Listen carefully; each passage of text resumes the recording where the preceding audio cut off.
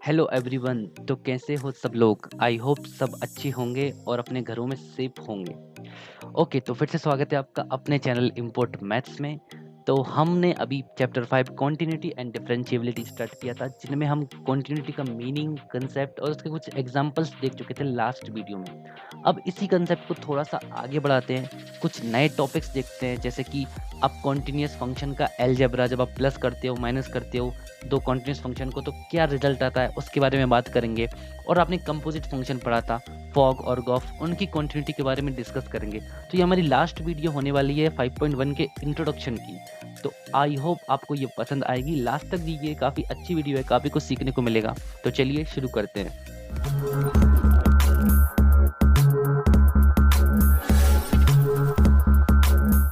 Okay, next topic देखते हैं, algebra of real functions. तो ये क्या कहता है, अगर दो फंक्शन है हमारे पास एफ और जी, और दोनों ही कॉन्टिन्यू रियल फंक्शन है और कॉन्टिन्यूस है पॉइंट सी पर। अब जिनको नहीं पता रियल फंक्शन क्या होता है, रियल फंक्शन ऐसा फंक्शन होता है जिसकी डोमेन और रेंज दोनों रियल हो। और एक होते हैं real valued function. Real valued function में सिर्फ रेंज अकेले रियल नंबर का सबसेट होना चाहिए, डोमेन कुछ भी हो चलेगा, लेकिन रियल फंक्शन में डोमेन भी और रेंज भी दोनों ही रियल नंबर का सबसेट होना चाहिए या रियल नंबर होना चाहिए। तब ये चार पॉइंट भी कॉन्टिन्यूस होंगे, f plus g, f minus g, f multiplied by g and f divided by g. तो ये तभी वैलिड होंगे ये पॉइंट्स जब एफ और जी दोनों ही कंटिन्यूस होंगे। कोई एक कंटिन्यूस है और एक नहीं है तो काम नहीं चलेगा। अगर दोनों कंटिन्यूस हैं तो ये पॉइंट वैलिड होंगे। चलिए अब बताता हूँ आपको कि इस चीज को यूज कैसे करना है। एक एग्जांपल लेते हैं small. Suppose f x is equal to आपका sine x and g x is equal to cos x है, और एक नया फंक्शन है एच एक्स जो कि है आपका sine x plus cos x. और हमको पूछा है कि क्या ये एच एक्स फंक्शन जो है वो कंटिन्यूस होगा या नहीं होगा। ठीक है, तो सबसे पहले साइन की बात करते हैं। बात करें साइन एक्स की, तो हमको पता है साइन एक्स का ग्राफ, हमको पता है साइन एक्स का ग्राफ कैसा होता है, ऐसा होता है, और वो कंटिन्यूस होता है ऑलरेडी, है ना। उसे हम बिना पेन उठा के बना सकते हैं। सिमिलरली cos x का ग्राफ भी कंटिन्यूस होता है, तो ये बात हमको पता है। ठीक है, तो उस हिसाब से एच एक्स फंक्शन भी कंटिन्यूस होगा, क्योंकि वो एक कंटिन्यूस फंक्शन प्लस दूसरा कंटिन्यूस फंक्शन का एडिशन है।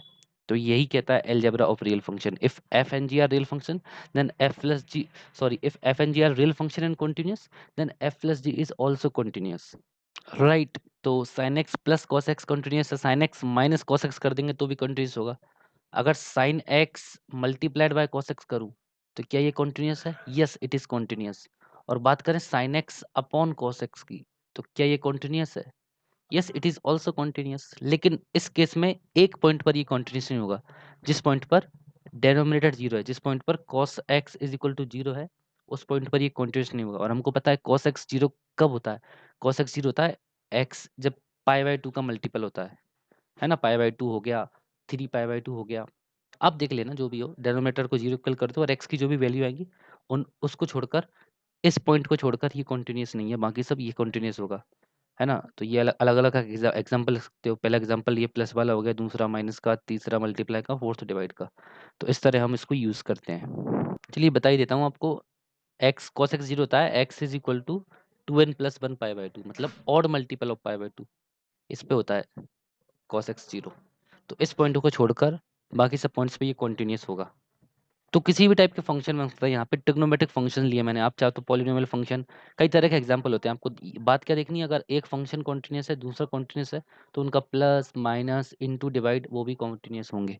ठीक है, अच्छा, अगर मैं बात करूँ cos x upon sine x की, तो क्या ये कॉन्टिन्यूस होगा? बताइए, सोच के बताइए वीडियो पॉज करके। तो आई होप आपने सोच लिया होगा, ये आपका आया होगा cot x। ठीक है, तो यस, ये भी कंटिन्यूस होगा क्योंकि cos x भी कंटिन्यूस है, sin x भी कंटिन्यूस है, लेकिन किस पॉइंट को छोड़कर, जहां sin x आपका जीरो है। और sin x जब जीरो होता है तो x कौन सा पॉइंट होता है? n पाई, क्योंकि sin x जीरो होता है n पाई पर, पाई के मल्टीपल पर, pi, two pi, three pi, four pi, सब पे साइन जीरो होता है। तो इसको छोड़कर बाकी सब पॉइंट्स पे ये कंटिन्यूस होगा, ये वाला फंक्शन। तो आई होप आपको क्लियर हुआ होगा ये। ठीक है ना, हम नेक्स्ट टॉपिक पे आते हैं, continuity of composite function. Composite function की कंटिन्यूटी पढ़ेंगे। तो आपको कंपोजिट फंक्शन याद होगा, चैप्टर वन में हमने पढ़ा था। कंपोजिट फंक्शन क्या होते थे? एक फंक्शन के अंदर दूसरा फंक्शन, जैसे फॉग और गॉफ। तो जब भी कंपोजिट बड़ा है तो याद रखो फॉग और गॉफ की बात हो रही है।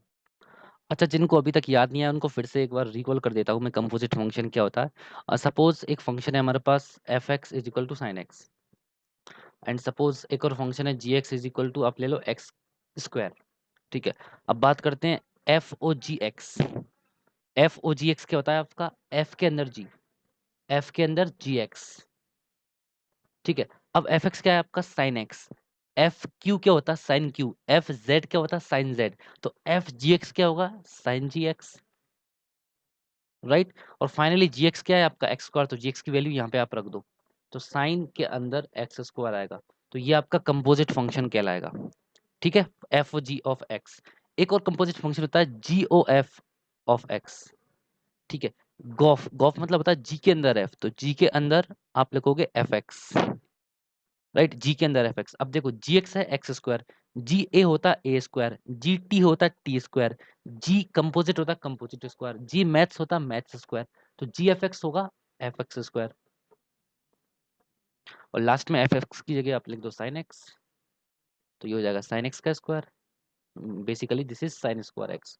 तो ये दोनों फंक्शन जो हैं, साइन के अंदर एक्स स्क्वायर और साइन स्क्वायर एक्स, दोनों आपके कंपोजिट फंक्शन के एग्जांपल हैं। एक था फॉग और एक था गॉफ। आई होप अब आपको याद आ गया होगा।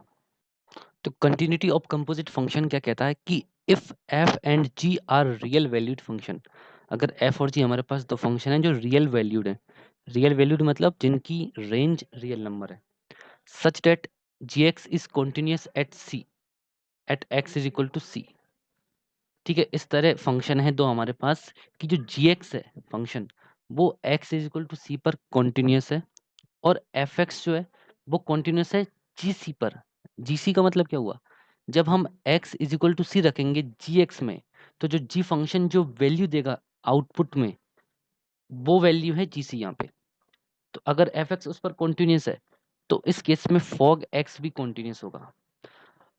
शायद ये बात आपको समझ नहीं आई होगी, अभी एक एग्जाम्पल को लेके समझाता हूँ, फिर से हम इस डेफिनेशन को दोहराएंगे। एक छोटा सा एग्जाम्पल लेते हैं, यही वाला एग्जाम्पल ले लेते हैं हम साइन एक्स स्क्वायर का। ठीक है, सपोज हमारे पास एक फंक्शन है एच एक्स, जो कि है साइन एक्स स्क्वायर। ठीक है, अब देख के समझ में आ रहा है ये कंपोजिट फंक्शन है। कंपोजिट फंक्शन मतलब फंक्शन के अंदर फंक्शन है। देखो साइन एक्स के अंदर एक्स स्क्वायर है। अब बात करते हैं क्या ये कंटिन्यूस है। तो हमको पता है ये फंक्शन किस किस से बना है, एक तो साइन एक्स से बना है और एक एक्स स्क्वायर से बना है ना। सपोज साइन हमारा एफ है और एक्स स्क्वायर जी है, तो ये फंक्शन आपका फॉग एक्स है ना, फॉग एक्स है, जो कि हमने अभी अभी देखा। अब बात करते हैं इसकी कॉन्टिन्यूस की। तो ये फंक्शन कॉन्टिन्यूस कहाँ होगा, कॉन्टिन्यूस कैसे होगा, उस पर डिस्कस करते हैं। तो देखो फिर से पढ़ते हैं, एफ और जी रियल वैल्यूड फंक्शन हमने ले लिए। ठीक है, such that g x is continuous at x is equal to c. अब बात करते हैं जी एक्स की। जी एक्स क्या है आपका, एक्स स्क्वायर। सबसे पहले चेक करेंगे एक्स स्क्वायर को, क्या एक्स स्क्वायर कॉन्टिन्यूस है। तो हाँ यार, एक्स स्क्वायर कॉन्टिन्यूस है, क्योंकि एक्स स्क्वायर एक पॉलिनोमियल फंक्शन है। एक्स स्क्वायर इसका ग्राफ देखें तो ये पैराबोला बनता है। तो पैराबोला ये ऑलवेज कॉन्टिन्यूस है, देखो इसमें कहीं पे गैप नहीं आ रहा, तो ये तो क्लियर है ये सारे पॉइंट्स पर कॉन्टिन्यूस है। तो पहली कंडीशन तो सेटिस्फाई हो गई, g x is continuous at x equal to c. किसी भी पॉइंट सी की यहाँ पे बात हो रही है, लेकिन ये तो सारे ही पॉइंट पर कॉन्टिन्यूस है। अब आगे बढ़ते हैं, and f x is continuous at g c. मतलब अब हमको देखना है एफ एक्स कॉन्टिन्यूस है उस पॉइंट पर जिस पॉइंट पर ये आउटपुट आ रहा है, ये आउटपुट दे रहा है आपका।